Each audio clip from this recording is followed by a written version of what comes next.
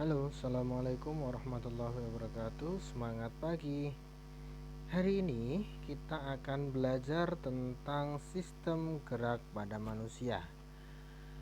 Baiklah, untuk sistem gerak yang perlu diketahui adalah sistem gerak ini pada dasarnya dibagi atau dibedakan menjadi dua. Yang pertama adalah sistem gerak aktif dan sistem gerak pasif, di mana sistem gerak aktif diwakili oleh otot, sedangkan sistem gerak pasif diwakili oleh rangka atau tulang. Baik, selanjutnya kita akan mengenal sistem gerak manusia yang tersusun atas tulang atau rangka, sendi, otot, dan yang terakhir adalah gangguan pada sistem gerak. Adapun fungsi rangka diantaranya ada 6. Yang pertama, memberi bentuk tubuh. Yang kedua, penopang tubuh. Yang ketiga, melindungi organ-organ penting di dalam tubuh. Yang keempat, sebagai alat gerak pasif. Kenapa disebut dengan pasif? Karena tidak dapat menggerakkan tubuh. Dia hanya dapat digerakkan. Selanjutnya adalah tempat melekatnya otot sebagai alat gerak aktif.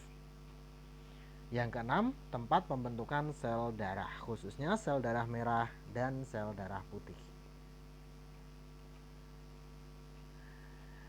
Tulang atau rangka berdasarkan bentuknya dibagi menjadi 3 kelompok. Yang pertama adalah tulang pipa, yang kedua tulang pipih, dan yang terakhir tulang pendek.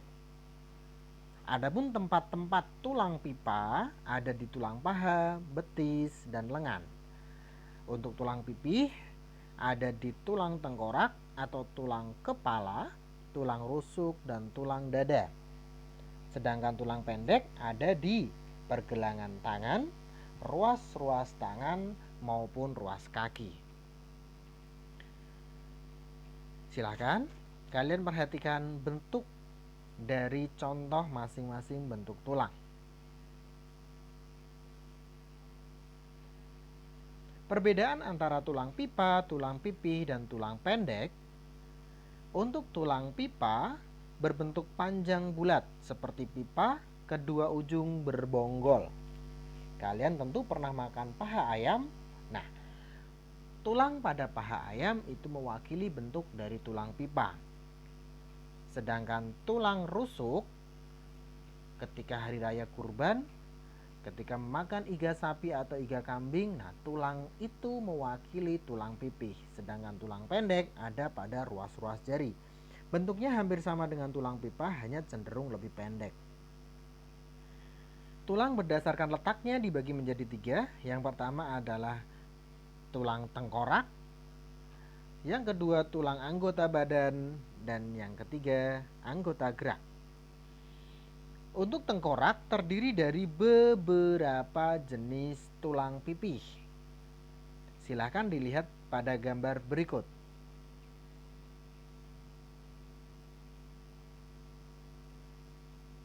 Selanjutnya ada tulang anggota badan yang terdiri dari tulang gelang panggul, tulang rusuk, tulang dada, dan tulang belakang atau yang sering kita sebut dengan vertebrae atau spinal. Kita akan bahas satu persatu untuk tulang belakangnya. Tulang belakang atau ruas tulang belakang dibagi menjadi 5 kelompok. Yang pertama atau yang paling atas adalah cervical vertebrae, tersusun atas 7 ruas. Kemudian ada thoracic vertebrae atau tulang punggung yang nantinya akan bersinergi dengan tulang rusuk dan tulang dada, terdiri dari 12 ruas tulang punggung. Selanjutnya ada lumbar vertebrae atau tulang pinggul atau tulang pinggang, bisa tersusun atas ruas tulang pinggang yang biasanya menopang bagian perut. Selanjutnya ada sakrum. Nah, di bagian ini atau tulang ekor ini ada 4, kemudian ada tulang kelangkang juga. Ini disebut dengan tulang berfusi, Kenapa disebut dengan tulang berfungsi? Karena menyatu antara satu ruas dengan ruas yang lain. Perhatikan gambar dan penyusun tulang belakang berikut.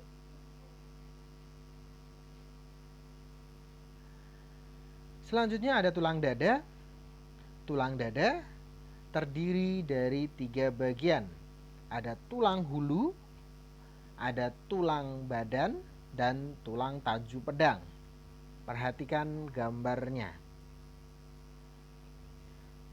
Tulang dada akan bersinergi dengan tulang rusuk dan tulang punggung yang terdiri dari 12 ruas atau 12 pasang tulang rusuk. Sejatinya tulang rusuk terdiri dari 7 tulang rusuk sejati, 3 tulang rusuk palsu, dan 2 tulang rusuk melayang. Seperti pada gambar. Yang terakhir adalah tulang dada yang sudah kita bahas terlebih dahulu di awal, yaitu terdiri dari 3 bagian, tulang hulu, tulang dada, dan tulang taju pedang. Sedangkan pada tulang gelang panggul terdiri dari 3 kelompok, yaitu tulang usus yang membentuk atau menopang segala organ yang ada di dalam perut, kemudian tulang duduk, dan yang terakhir adalah tulang kemaluan atau yang sering disebut dengan os pubis. Tulang anggota gerak seperti kita ketahui terdiri dari tulang anggota gerak bagian atas dan tulang anggota gerak bagian bawah. Bagian atas yaitu tersusun atas lengan atas, lengan bawah, dan ruas-ruas jari tangan. Perhatikan gambar berikut. Selanjutnya ada tulang anggota gerak bawah yang terdiri dari tulang paha, tulang betis, tulang kering, dan tulang ruas telapak tangan. Perhatikan gambar berikut. Perhatikan dan pahami secara seksama mind map atau atau kerangka berpikir yang ada pada slide berikut.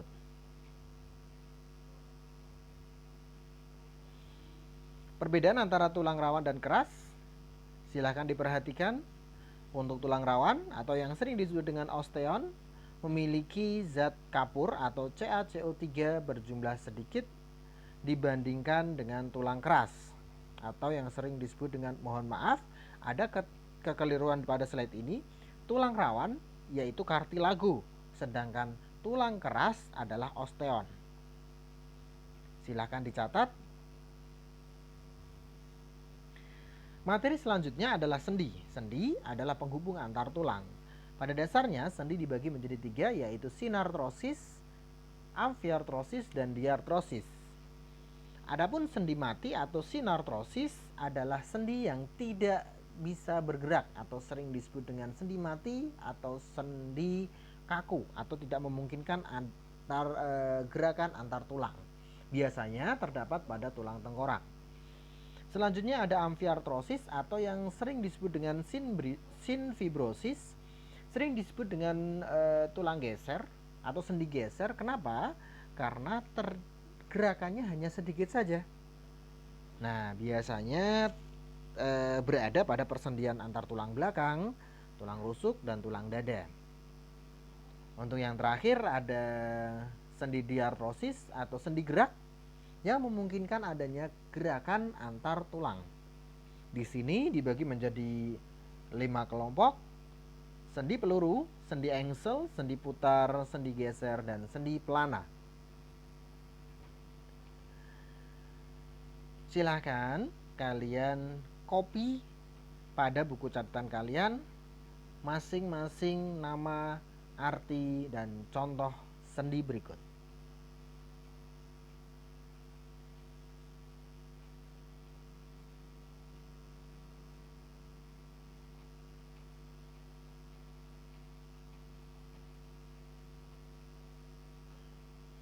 Otot sebagai alat gerak aktif.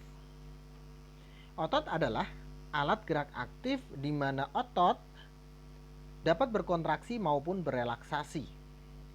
Berkontraksi artinya dia mengencang, sedangkan berelaksasi artinya dia mengendur.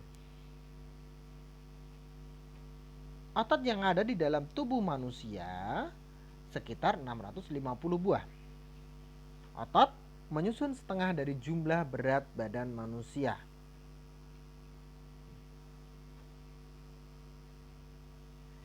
Mengapa otot sangat penting bagi tubuh manusia? Kita perhatikan. Yang pertama, menjaga organ penting dalam tubuh agar tetap pada tempatnya. Menggerakkan tulang sebagai alat gerak pasif. Otot tanpa tulang tidak dapat berdiri secara tegak dan kokoh. Sedangkan tulang tanpa otot tidak dapat bergerak, hanya kaku. Selanjutnya, untuk membantu penggerakan lidah dan gigi untuk mengunyah makanan, membuka dan menutup kelopak mata, memompa darah dari jantung, dan yang terakhir membuat kita bisa tersenyum.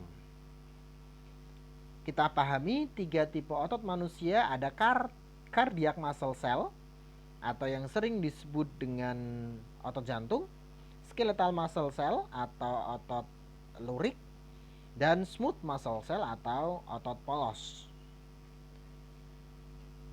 Perhatikan dengan seksama bagian-bagian atau gambar-gambarnya, strukturnya. Kemudian kita perhatikan lagi ciri-cirinya. Untuk otot polos ini menyusun sebagian besar organ bagian tubuh dalam, seperti usus, lambung, hati, dan seterusnya. Perlu kalian ketahui bahwa organ bagian dalam bergerak secara tidak sadar atau yang sering disebut dengan involunter. Artinya mereka bergerak tanpa kita sadari dan tanpa diperintahkan oleh otak. Selanjutnya adalah otot lurik atau otot rangka yang menyusun bagian otot tulang atau otot lurik yang menempel pada tulang. Ciri-cirinya adalah sel berbentuk silinder dan berinti banyak, tidak bercabang, terdapat bagian terang dan gelap, dan yang paling penting adalah berinti sel banyak di masing-masing selnya. Perbedaan sedikit antara tulang jantung dengan tulang otot, yaitu untuk tulang otot atau otot rangka, otot rangka dengan otot jantung adalah untuk otot rangka intinya banyak tersebar, sedangkan untuk jantung intinya satu di tengah. Untuk otot lurik atau otot rangka bersifat volunter, sadar, sedangkan otot jantung adalah involunter. Sebutkan perbedaan antara otot polos, otot lurik, dan otot jantung, kemudian salinlah di buku catatan kalian masing-masing. Perhatikan cara kerja otot berikut. Kerja otot dibagi menjadi 2, yaitu sinergis dan antagonis. Adapun gangguan tulang akan kita bahas pada slide selanjutnya. Terima kasih. Selamat belajar. Assalamualaikum warahmatullahi wabarakatuh.